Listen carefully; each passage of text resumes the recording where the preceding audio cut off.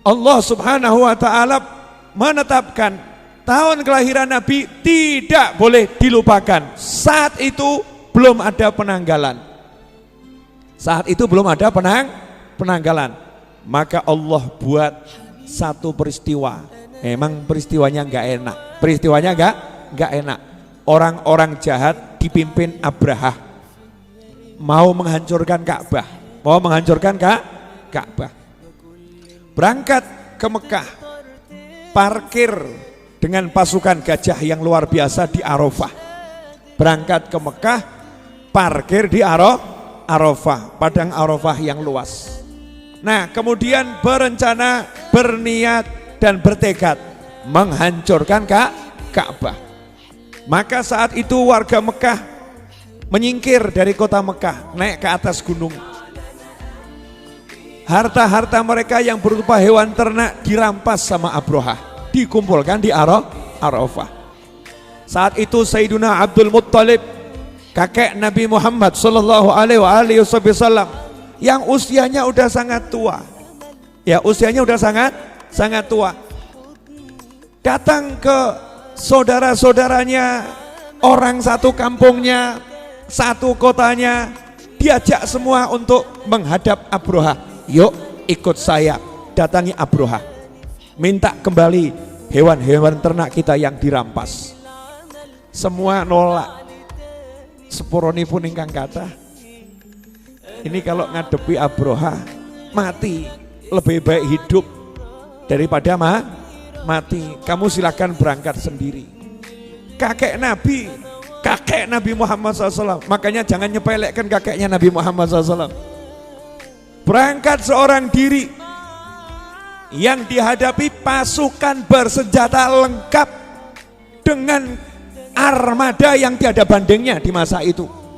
Mungkin sekarang tank-tank, ya, kemudian kapal selam, kapal-kapal perang, pesawat jet-jet tempur. Kalau sekarang ya, saat itu gajah, saudara-saudara, gajah, bukan kambing. Gajah bukan kuda, bukan gajah. Dan gajahnya bukan gajah yang kamu loncat bisa dinaikin, enggak. Gajah yang gede-gedenya luar biasa. Raksasa itu gajah.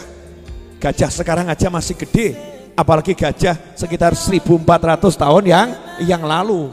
Mendekati zaman-zaman kuno kan gajahnya masih besar. Datang ke situ Sayyiduna Abdul Muttalib seorang diri. Abrahah dengar pemimpin Quraisy datang menghadap. Maka Abrahah yang duduk di kursi singgasana langsung turun ke karpet, duduk di samping kakek Nabi Muhammad SAW. Kenapa? Gemeter. Sopo wong siji? Siapa satu orang ini kok bisa membuat saya gemeter? Duduk di samping kakek Nabi Muhammad SAW. Kemudian nanya, kamu kesini ngapain? Ternyata jawabannya di luar dugaan. Mau minta 200 ekor unta saya yang kamu sita. Lu kamu tidak mau membela Mekah?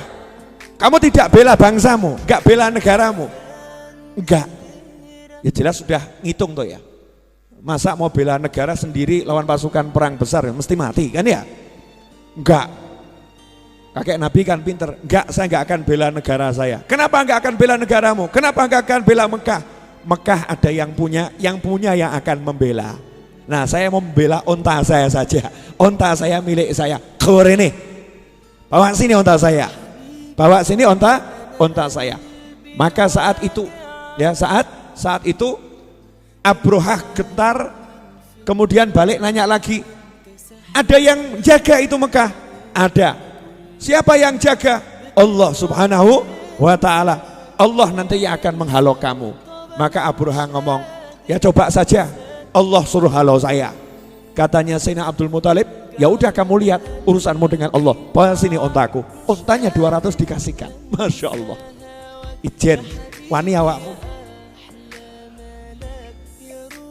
Ya, sendiri bawa 200 ekor ontanya.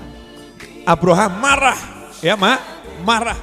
Maka gajah-gajahnya disuruh jalan sampai Wadi Muhassir, lembah Muhassir. Itu gajahnya mogok, Karena gajahnya paham, kui Mekah gak sido. Gajah itu walaupun gak punya akal, ya, gak punya akal, gak pernah mikir, ya gak pernah mikir. Tapi gajah punya hati, gajah punya hati, hanya tunduk pada Allah Subhanahu wa ta'ala. Loh, itu rumahnya Allah, Ka'bah ini, tempat sujudnya orang banyak. Saya mau jadi bagian yang diajak merangi Ka'bah, orang. Padahal yang namanya gajah kalau mati selesai masalah, betul? Diajak maksiat tidak tapi mau. Sayyidina Abdul Muttalib ini ngomongnya gagah. Silahkan kamu berangkat, silahkan kamu hadapi Allah Subhanahu wa ta'ala. Gajahnya paham, mau aku diajak Abroha, maka gajahnya mogok, kendaraannya mogok. Bayangkan kalau jet tempurnya mogok, kapal selamnya mogok, kapal perangnya mogok, tanknya mogok, ya otomatis harus turun jalan sendiri. Abroha nggak mau turun, ini gajah harus jalan, hidungnya tusuk dengan besi panas. Kalau nggak mau nurut, gajah diseksa, hidungnya ditusuk besi panas. Gajahnya nurut sama Allah, nggak nurut sama Abroha, mati tidak jadi masalah. Tapi nggak ikut nyerang Ka'bah. Kalau kamu mikir, saudara-saudara, kalau kita mikir, gajah siap mati. Begitu pengorbanan gajah itu tampak, maka Allah kirimkan burung ababil. Jangan kamu ikut orang-orang yang orang-orang. Jangan kamu ikut orang-orang yang orang-orang. Kemudian mengartikan burung itu dengan arti yang macam-macam. Ya udah, burung ababil ya burung, ya burung. Jangan kamu artikan, oh itu pesawat tempur, itu jet masa depan, tambah geladrah otakmu.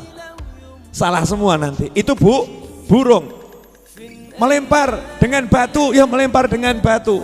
Ya batunya apa? Orang sambok candai, batu meteor, batu ini nggak usah. Melempar dengan batu. Intinya dengan batu itu Abroha keok. Pasukan perang terhebat saat itu hancur semuanya. Semuanya hancur. Sehingga orang-orang Mekah balik ke Mekah juga balik bawa hewannya. Disitulah jadi perbincangan setiap rumah, setiap nongkrong, ya, setiap ngobrol. Semua orang bilang Mekah dijaga Allah, Abroha dikalahkan sama Allah, Raja Zalim dikalahkan sama Allah. Padahal biasanya orang-orang yang tinggal di Mekah itu tidak mau nyebut Allahnya, gak mau nyebut orang yang membantu, bahkan tidak mau. Tapi hari itu semua teriak Allah, Allah, Allah, Allah. Artinya hari itu tidak ada kemusyrikan.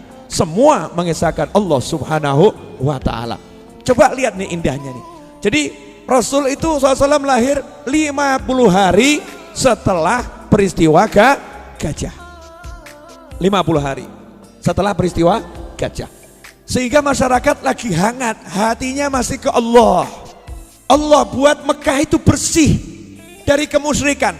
Allah buat Mekah itu bertauhid saat lahirnya Nabi Muhammad sallallahu alaihi wasallam. Semuanya mengeluh-elukan Allah. Allah, Allah, Allah, Allah, Allah. Kenapa? Nabiku mau lahir, Rasulku mau lahir. Maka Allah yang buat tahunnya, tahun lahirmu tahun gajah. Masya Allah. Sehingga seluruh dunia ngerti semua. Tahun gajah langsung kepala lahirnya Nabi. Tahun gajah lahirnya Muhammad SAW. Tahun gajah lahirnya Rasulullah. Tahun gajah lahirnya pemimpin umat seluruh jagat raya. Tahun gajah, tahun gajah, tahun gajah.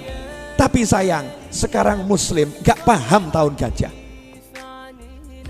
gak ngerti tahun gajah. Bahkan anak-anak ditanya tahun gajah itu apa, nembuh. Saya tahunya tuh tahun milenium.